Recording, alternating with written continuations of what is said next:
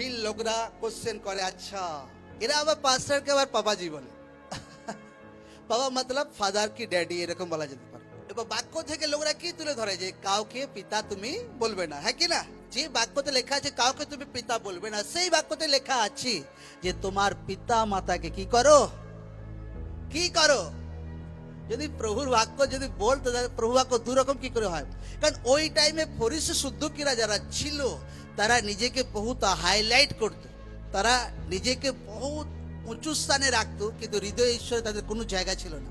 আর তারা নিজেকে ওইভাবে চাইতো যে লোকরা আমাদেরকে এইভাবে সম্মান করুক। এই জন্য প্রভু যীশু খ্রিস্ট তাদেরকে শিক্ষা দেওয়ার জন্য প্রভু যীশু খ্রিস্ট তাদেরকে এটা বলেছিল লোকদেরকে যে কাউকে পিতা বলবে না। এই জন্য লোকদের বাক্যের নলেজ থাকা দরকার আছে। যে প্রভু বলছে কাউকে পিতা বলবে না, সে প্রভুই বলছে যে তোমার পিতা মাতাকে সম্মান করো। সেই টাইমে ফরিসি আর সদুকেদের এটা কিছু শেখানোর জন্য প্রভু যীশু লোকদেরকে এটা বলছে।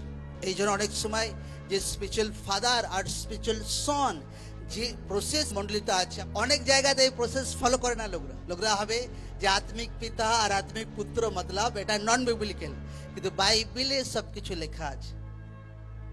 যে হবে শারীরিক ভাবে বাচ্চা জন্ম হয়, সে হবে আত্মাতেও বাচ্চা জন্ম হয়। এখানে সাধু পৌল তিমোথিও তার যে স্পিরিচুয়াল সন আত্মিক পুত্র ছিল তাকে এখানে বৎস বলে সম্বোধন করছে, মতলব পুত্র বলে সম্বোধন করছে। একটা ব্যক্তি যার এত আত্মিক নলেজ আছে, সাধু পৌল তো আত্মিক নলেজে ভরা ব্যক্তি ছিল। যদি এটা রং হতো, ঈশ্বরের আত্মা এটা অ্যালাউ করতো না যে না ভাই আত্মিক পুত্র লেখার কোনো দরকার নেই। এরপর আমাকে লোকরা বলুক, সাধু পৌল যদি তার তিমোথিও তার আত্মিক সনকে আত্মিক পুত্র বলে মনে করতো, তো তিমোথিও সাধু পৌলকে কি মনে করতো? তাকে আত্মিক পিতা বলে মনে করতো কিনা? জোরসে বলে হ্যাঁ কিনা? হ্যাঁ, আমি যদি আমার ছেলেকে ভাই ছেলে বলে মনে করি, তো আমার ছেলে তা আমাকে কি বাবা বলে মনে করবে না? হ্যাঁ কিনা?